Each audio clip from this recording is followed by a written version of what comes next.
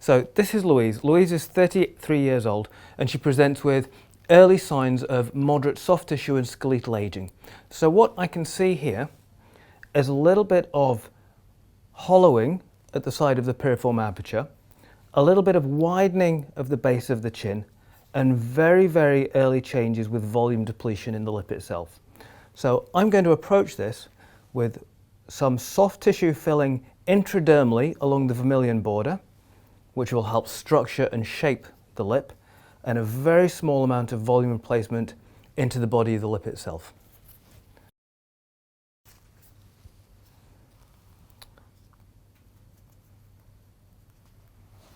So the vermilion border is a dermal structure, and it's a junction between the white lip of the upper labial zone and the red vermilion. And the junction between them is a specialized tissue that has no melanocytes, no sweat glands, no hair follicles, no dermal appendages at all. So it's often seen as a thin white line running all the way along the edge. Now it's a dermal structure, so we need to inject intradermally to provide support to that area. So it's very important that we use a 30 gauge needle. A 27 gauge needle is too big for this area and we'll end up with inferior product displacement, causing product to go into the submucosal or the subdermal fat, which can bleed into the upper labial zone. This 30 gauge half-inch needle from TSK is perfect for injecting superficially within the dermis. So I do a retrograde injection, very small amount of product required, and then we just follow it along. So my second entry point is at the tip of the first one, which means we're in an area which is partially anesthetized by the lidocaine that's in the product already.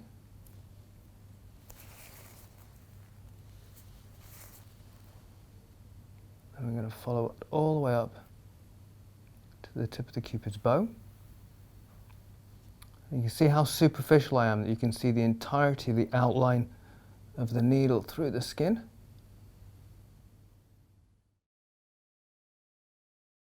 Okay, open your mouth slightly for me.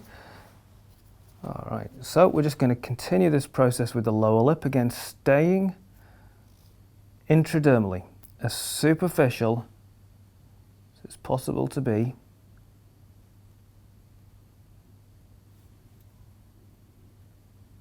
And just following that vermilion border along.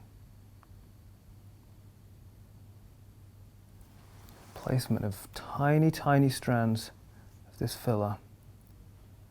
It's only possible through a 30 gauge needle into the dermis.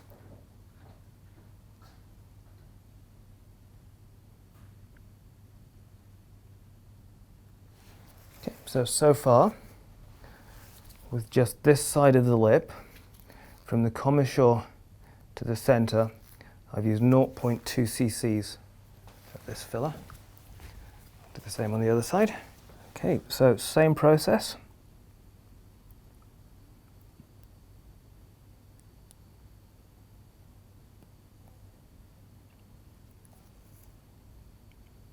Superficial placement.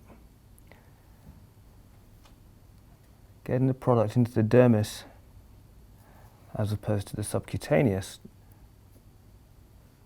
really helps structure and support that definition of the transition zone.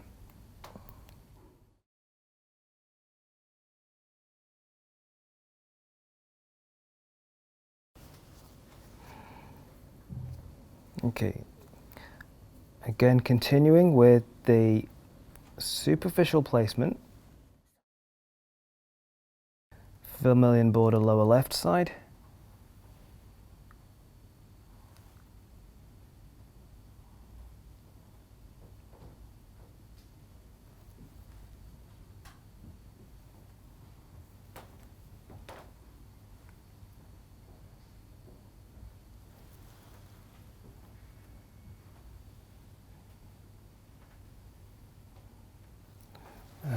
One last area is this one here.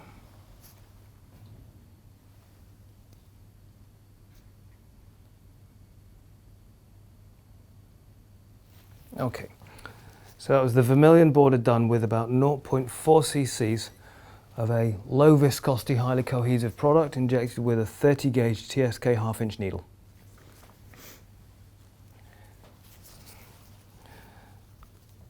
So we've created support by the piriform injections and the mental injections. We've given structure to the Vermilion border. Now the last stage is to put a little bit more volume into the lip. Can I get a 23 gauge needle? And one of the advantages of using a cannula over a needle in this area is that from one single entry point, which I'll be making at the commissure, I can put 1, 2, 3 strands underneath the mucosa of the upper lip.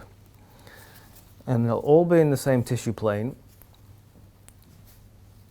And because of the nature of the product that I'm using, I'll be able to mold them together into one cohesive mat or sheet in the lip area. I'm going to use a 23 gauge needle to make an entry point at the commissure. And the cannula I'm using is a 25 gauge 1.5 inch TSK Steriglide. And one of the great things about this one is if you can see me extruding product, it's coming right out at the tip of the cannula. A lot of other cannulas have that hole, have the extrusion point a couple of millimeters further down. So that means when I can see the tip of my cannula through the mucosa, I know exactly where my product's going. There we go. The other great thing is that it glides very easily. It's so easy to introduce, it just slides through the tissues.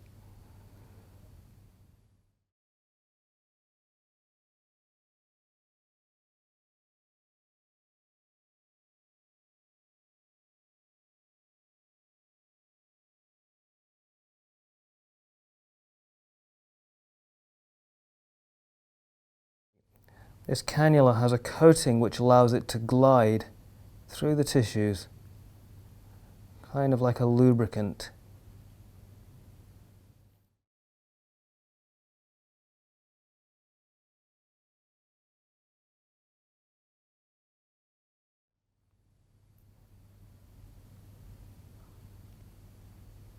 Okay, so that's 3 strands. 1 close to but not under the Vermilion border, and 2 further down. And we can just mold those together into one cohesive product. Look. That's great. From the same entry point, we can flip that round and enter the lower lip and do the same process. We're only doing very small volumes in each pass. Second pass. And then another one in between those two. Okay. So, single entry point, placement above, placement and below, all in the same plane. And there's 0.3 left, so we'll just do the same on this side. So, same process repeated on this side. Entry point at the commissure, 3, 2, 1, there we go.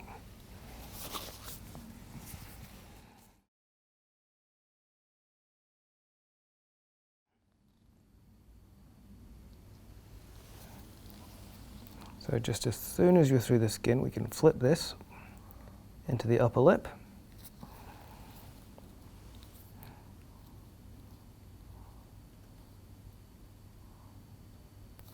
One strand a little bit higher. And then another strand just a little bit lower.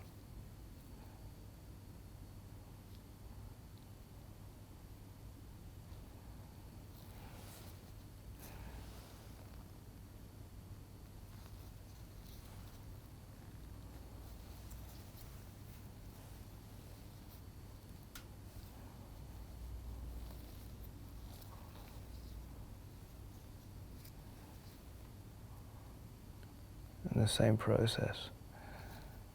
So we're not significantly augmenting the lips here. I don't want to make them look unnaturally large. It's just to add that very slight amount of volume that's lost as we've naturally aged. So the last thing is a little bit of descent of the oral commissure in this area here. So what we'll do is put a little bit of an injection just underneath that area. It's going to do two things. It's going to smooth that line out directly, but there is a little fat pad just under the corner of the mouth here that we can start to revolumize and lift the corner of the mouth up.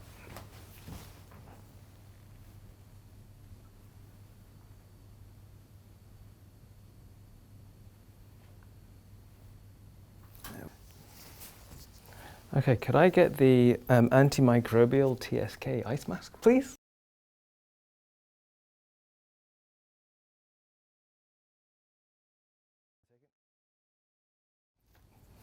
Okay, so this is the TSK ice mask. It's an antimicrobial mask that can be used before or after treatment.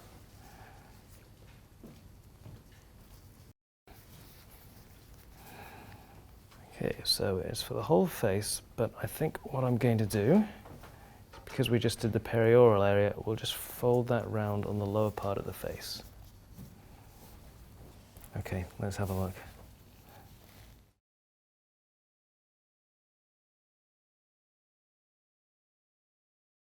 First of all, we're going to treat the lips. So the white lip and the red lip and the vermilion border. I'm going to start with the vermilion border to strengthen any weakness that we can see that leads to these little development of perioral lines whenever the patient kisses or says oh or whistles.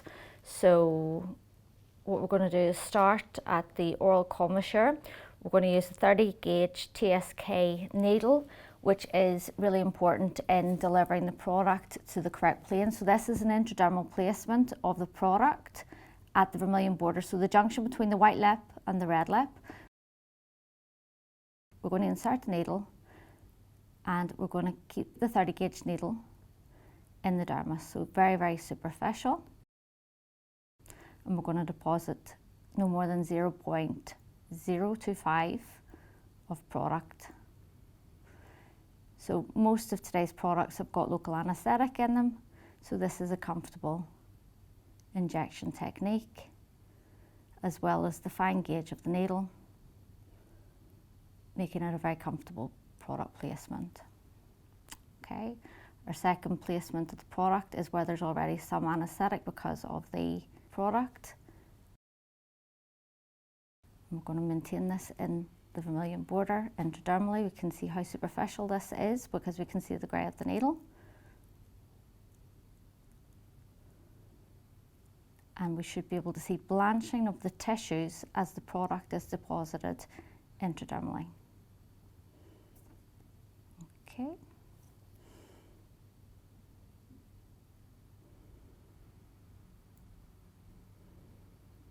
Okay, we're placing the product upon withdrawal of the needle.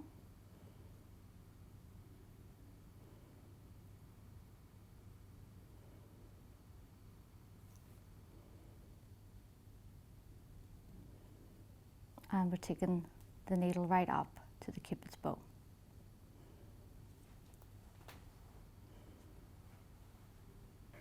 So there should be pinpoint bleeding at the insertion point. This is a very comfortable technique, and it's also very predictable with regards to the lack of bruising, so long as we're in the right plane. So again, we're bevel up a 30 gauge TSK needle, and we're injecting intradermally at the vermilion border in between the junction of the red lip and the white lip.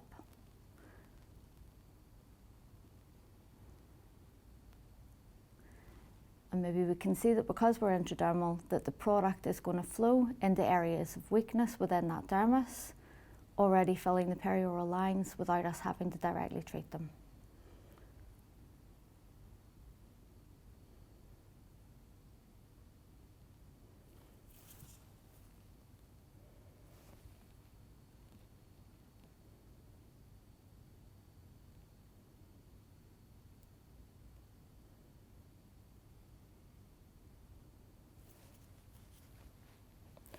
We can treat right into the vermilion border of the Cupid's bow.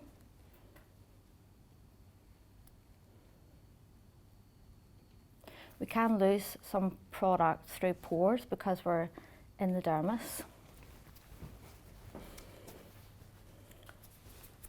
And it's quite important for this technique that we use a low viscosity, high cohesivity product. So this is replacing the structure within the vermilion border and giving strength to that vermilion border without actually really creating any significant volume.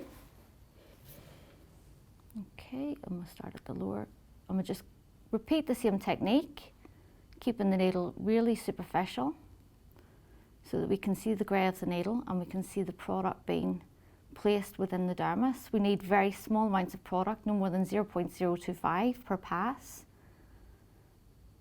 We're not trying to create volume, we're trying to create contour and definition and strength.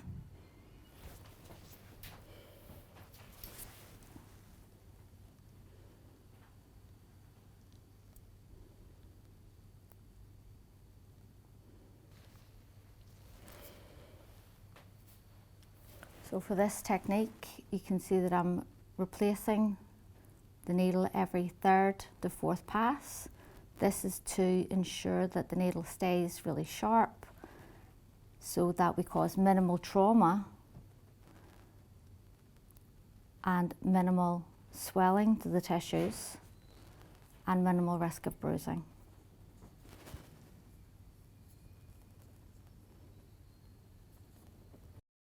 To create a little bit of definition and restructuring of the philtrum columns, we're going to follow the same philtrum columns that the patient had originally, which we can see.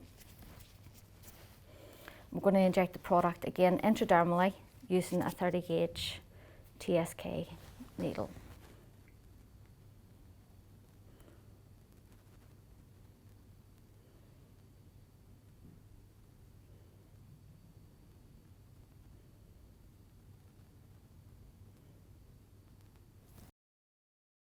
There is some resistance as I'm placing the needle, but this feedback just reassures me that I am in the correct plane intradermally. So it's imperative that we use a needle when trying to inject intradermally. A cannula will preferentially fall subcutaneously, and the 30 gauge needle is perfect for the product placement intradermally because of its size and also because of the ease of passage through the dermal tissues. Okay, so we have now created contour and strength across the vermilion border. And now we're going to do the second technique, which is to create shape and volume within the red lip or the vermilion. So I'm going to use a 23 gauge introducer needle. This is a 23 gauge 3/4 inch TSK needle which comes with the cannula. So if you just open slightly for me, Celia, a little bit more for me, perfect. I'm going to just, thank you.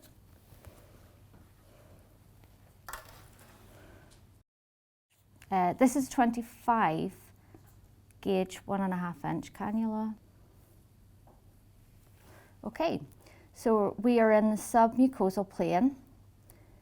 The cannula passes effortlessly right up to the Cupid's bow. We're putting very little pressure on this plunger in order to get the cannula into the right position. We're approximately 2 millimeters below the vermilion border.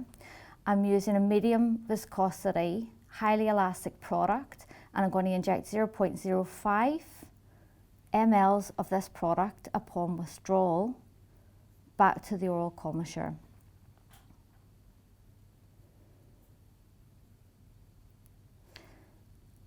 So this is going to give submucosal support and also create shape and definition. So I've repositioned my cannula, I've come a little bit more into the body of the lip, more inferiorly, and I'm going to inject again 0.05 as I withdraw. And finally I'm going to reposition the needle just slightly more inferiorly again, and again you can see that the cannula is just submucosal and it's passing effortlessly through the tissues, creating minimal trauma and allowing for a predictable placement of the product in this submucosal plane. I'm just going to press this product so it flows together to create a little blanket of hyaluronic acid in the submucosal fat, creating natural shape and volume within the body of the lip. For placement of product within the body of the lip, we're going to use a 25 gauge 1.5 inch cannula. I'm going to use a 23 gauge introducer needle.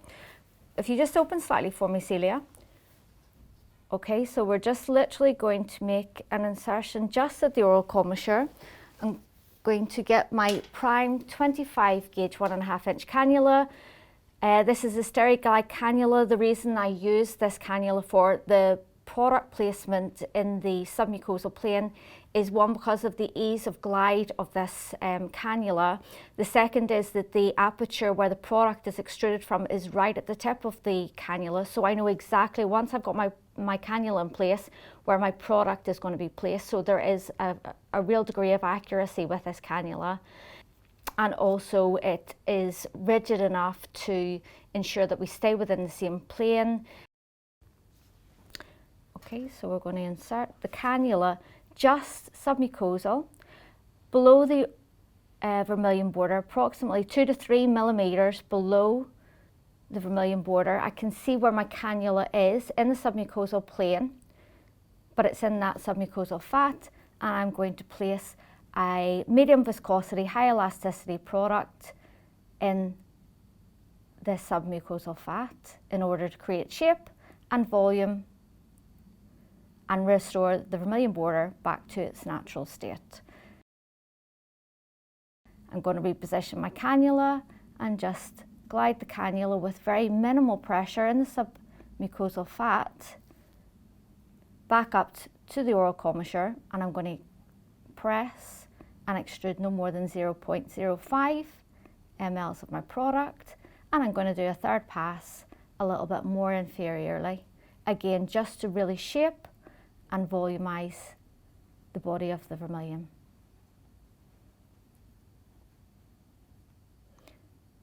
Okay, and I'm just going to mold and blend this product into one cohesive layer under the mucosa.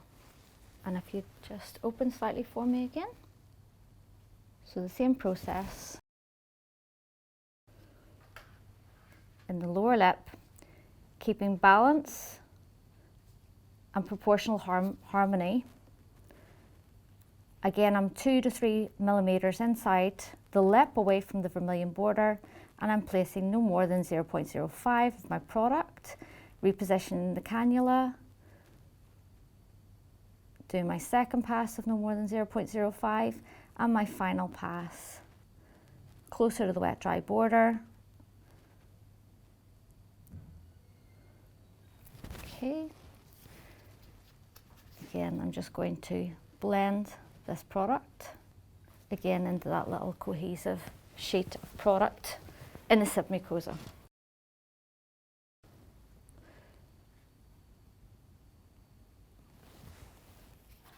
Thank you.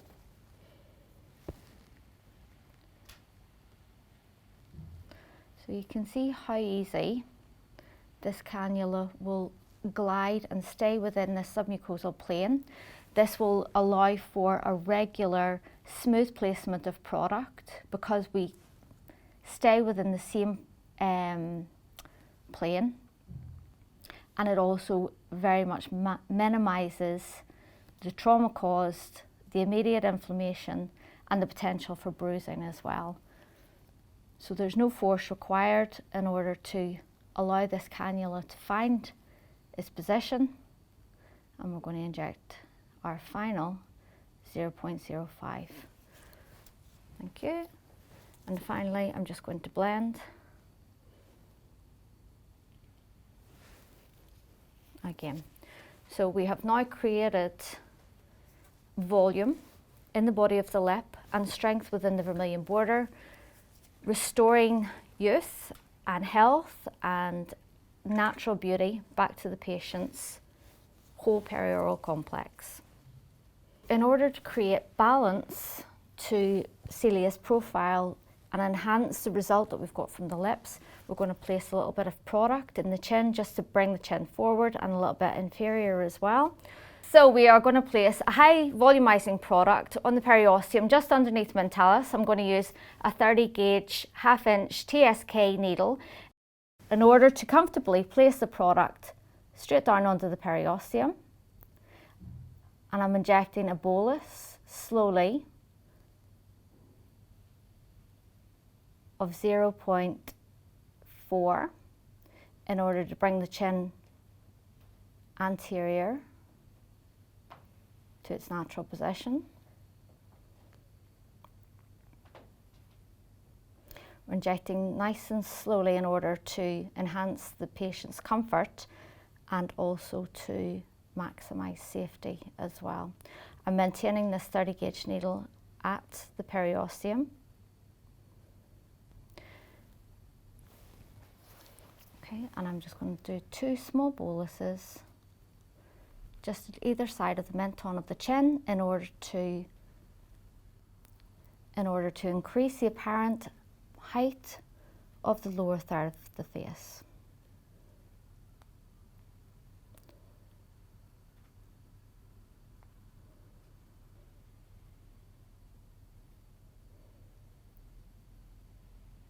Perfect. And again, we're just going to mould this product into position. And finally, in order to complete the blend from the mid face into the lower face, and in order to improve the perioral area, we're going to use volume. Okay, so again, we're going to use a 25 gauge 1.5 inch cannula with a 23 gauge introducing needle.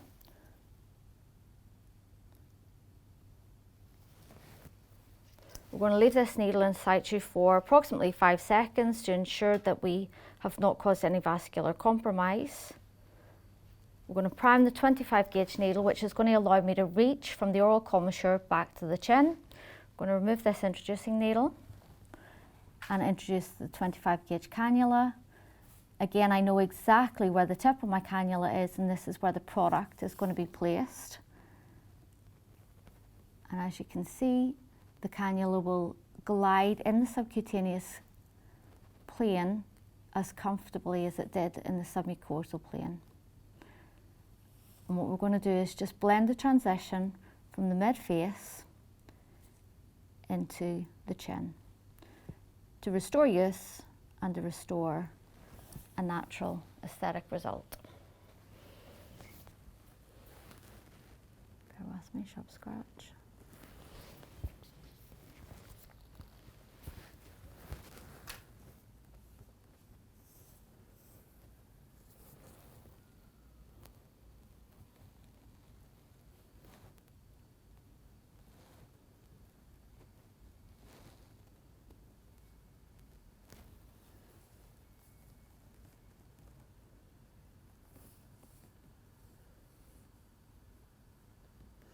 And I'm going to try and just bring the cannula across to the mental crease and place a little bit of support.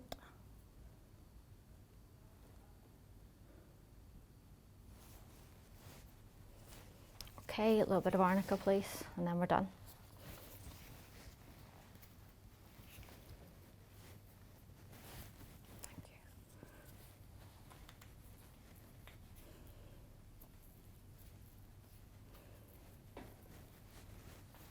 In summary, we've used 0.6 ml of bilateral lips contour using a 30 gauge 1/2 inch TSK needle to create support in the philtrum column and the vermilion border.